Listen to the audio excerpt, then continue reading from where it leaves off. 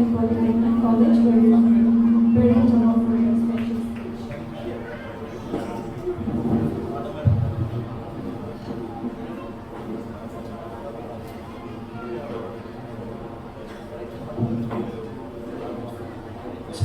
ഉദ്ഘാടനം ചെയ്ത advocate Shiju Augustine sir, director AIPSA New Delhi, നിങ്ങളുടെ പോളിടെക്നിക്കിൽ എപ്പോഴും നിറസാന്നിധ്യമായ ഞങ്ങളുടെ പ്രിയങ്കരനായ സർക്കിൾ ഇൻസ്പെക്ടർ സുമേഷ് സാർ, ഇന്നത്തെ ഈ പ്രോഗ്രാമിൻ്റെ ഏറ്റവും പ്രധാനപ്പെട്ട ഒരു സ്കീമായ നിങ്ങളുടെ പാരൻസ്, എൻ്റെ പ്രിയ കുഞ്ഞുങ്ങൾ,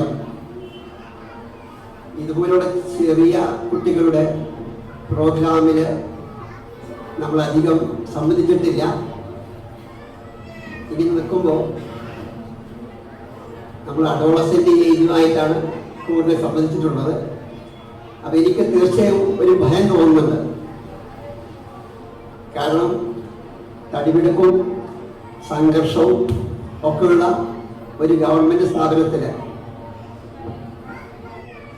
ജോലി ചെയ്ത് സാറ് പറഞ്ഞതുപോലെ 18 വയസ്സിൽ ഒരു ടീച്ചിങ് സർവീസിൽ കയറി ഇപ്പോൾ റിട്ടയർമെൻറ്റിൻ്റെ വക്കിലാണ് നിൽക്കുന്നത്.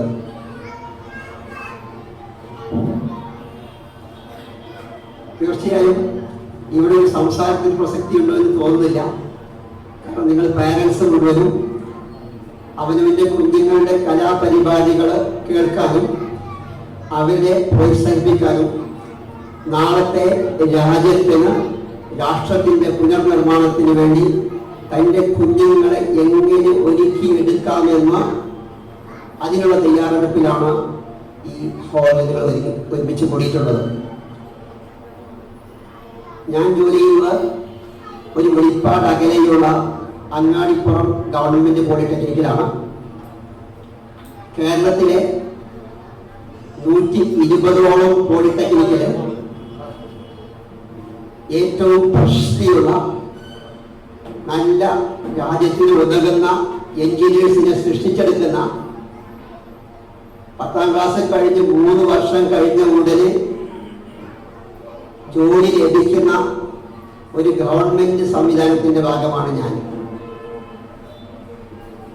ഞാനിവിടെ ഇരിക്കുമ്പോൾ പോലീസ് ഇൻസ്പെക്ടർ പറയായിരുന്നു, സാറും ഒരു അധ്യാപകനായിരുന്നു.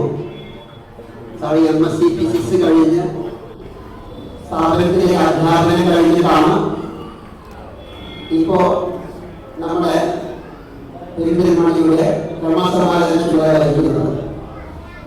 ഇങ്ങനെ പറഞ്ഞുകൊണ്ടുവരുന്നത് എല്ലാവരും ഒരു വിദ്യാർത്ഥിയുടെ മനസ്സുണ്ട്, അധ്യാപകത്തിന്റെ മനസ്സുണ്ട്, അധ്യാപകന്റെ മനസ്സുണ്ട്. ഏറ്റവും ചുരുങ്ങിയത് തൻ്റെ മക്കളെ പഠിപ്പിക്കുമ്പോഴെങ്കിലും ഒരു അധ്യാപകനായിട്ട് പെരുമാറുന്നത്. ഞാനൊരു കഥ നിങ്ങൾ ഓർമ്മപ്പെടുന്നു. ഒരു വായിച്ച മുഖ്യ ശൈലികളാണ്. 2 മക്കളുള്ള ഞങ്ങളൊക്കെ പഠിക്കുന്ന സമയത്ത് പാരൻസിന് 7 8 9 മക്കളുള്ള ആ സംവിധാനത്തിലാണ് ഞങ്ങൾ പഠിച്ചു വളർന്നത്. 1ാം ക്ലാസ്സിൽ 10 കുട്ടികൾ ചേർന്ന് കഴിഞ്ഞാൽ 5ാം ക്ലാസ്സിൽ കുട്ടികൾക്ക് 5 കുട്ടികൾ ഒഴിഞ്ഞു പോയിട്ടുണ്ടാവും. 10ാം ക്ലാസ്സിൽ എത്തുമ്പോൾ 1 2 കുട്ടികളുമായി സ്ഥാപനം മുന്നോട്ട് പോകും. അതിൽ നിന്ന് തന്നെ SSLCക്ക് 600 360 മാർക്ക് കിട്ടിക്കഴിഞ്ഞാൽ ആ നാട്ടിലെ ഏറ്റവും വലിയ പഠിപ്പിച്ചാണ്. ഇന്ന് അങ്ങനെയല്ല.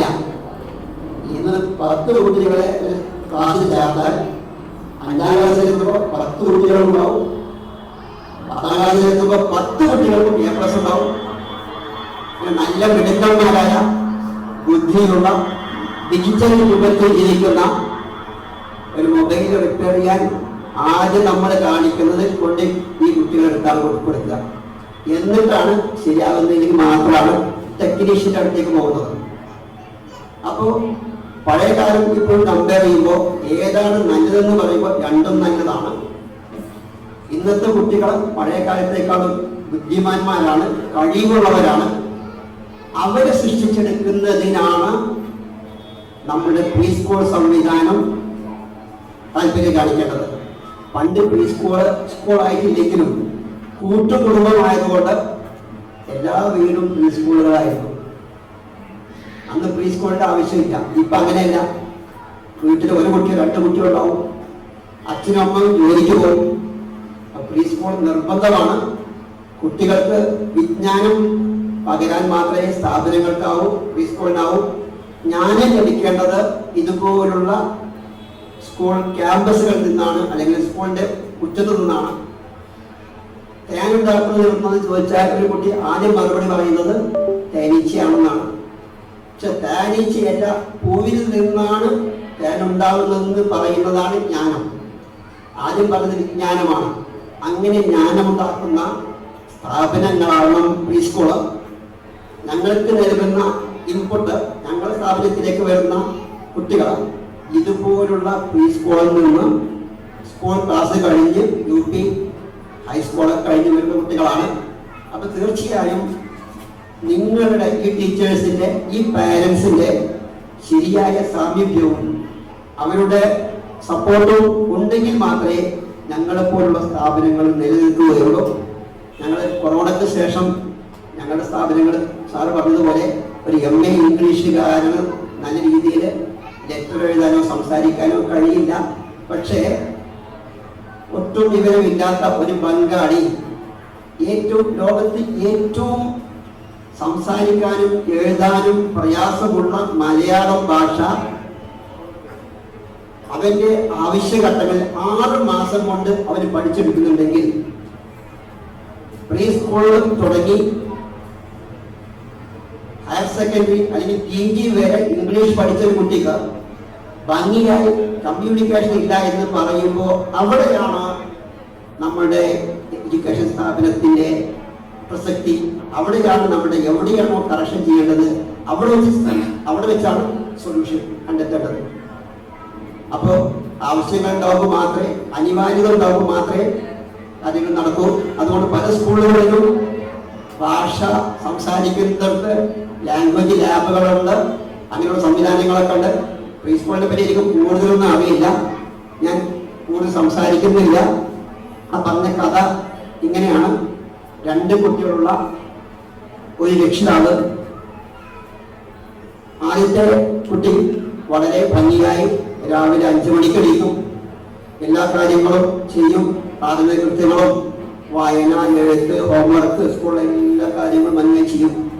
രണ്ടാമത്തവൻ രാവിലെ എണീക്കില്ല, വൈകി എണീറ്റ് അവന്റെ മറ്റുള്ള കാര്യങ്ങളാണ്. വീട്ടിൽ പശുവുണ്ട്, പശുവിന്റെ പുല്ലിട്ട് കൊടുക്കുക, അതുപോലെ തോട്ടം നനയ്ക്കുക, ഇത്യാദി കാര്യങ്ങളിലാണ് അവന് താല്പര്യം.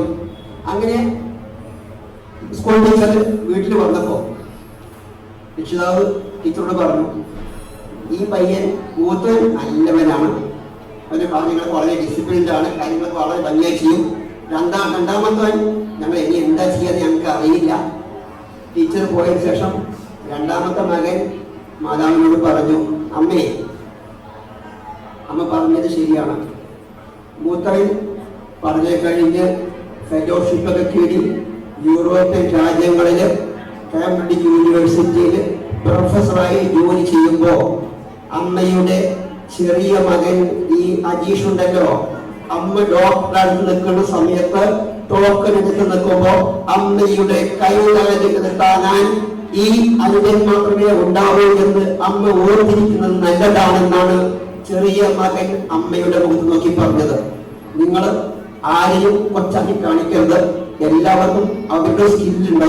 ആ സ്കില്ല് എങ്ങനെ പ്രയോജനപ്പെടുത്തി ഒരു രാജ്യത്തിന് എല്ലാവരും എഞ്ചിനീയേഴ്സ് ആവുന്നത് ബന്ധമില്ല, ഓരോരുത്തർക്കും ഓരോ സ്കില്ലുണ്ടാവും. ആ സ്കില്ല് കണ്ടുപിടിച്ച് എവിടെയാണോ അവരെ സ്ട്രെങ്തൻ ചെയ്യേണ്ടത്, എവിടെയാണോ വീക്ക്നെസ് ശരിയാക്കിയെടുക്കാൻ പ്രയാസമാണ്, സ്ട്രെങ്ത് എന്താണോ അത് കണ്ടുപിടിച്ച് അത് പരിപോഷിപ്പിച്ച് നല്ലൊരു ഉത്തമ പൗരനാക്കി, നല്ലൊരു മനുഷ്യനാക്കി മാറ്റാൻ വേണ്ടി ഇവിടുത്തെ അധ്യാപകരും രക്ഷിതാക്കളും പ്രയത്നിക്കണമെന്ന് പറഞ്ഞുകൊണ്ട് എൻ്റെ സബ് ഇൻസ്പെക്ടറും ഞാനുമൊക്കെ ഇലക്ഷനുമായിട്ട് ബന്ധപ്പെട്ട ഔദ്യോഗിക കൃത്യനിർവഹണത്തിലാണ്. ഞാനിവിടെ സാറ് പറഞ്ഞത് കറക്റ്റ് ചെയ്യാണ്. ഞങ്ങൾ 9ക്ക് എത്തിയിട്ടുണ്ട്. പക്ഷെ ഇലക്ഷൻ ഡിപ്പാർട്ട്മെന്റിൽ നിന്നുള്ള വിളിയോട് വിളി ഓരോ കാര്യങ്ങളും പാശ്ചാത്യ സൗകര്യം ഞങ്ങൾ പോളിടെക്നിക്കാണ്. അപ്പോൾ ആ വിളിയുടെ ഭാഗമായിട്ടാണ് കാറിൽ കയറി അവരോട് സംസാരിക്കുകയായിരുന്നു. അപ്പൊ അങ്ങനെയുള്ള സമയത്താണ് ഇവിടെ നിന്നത്.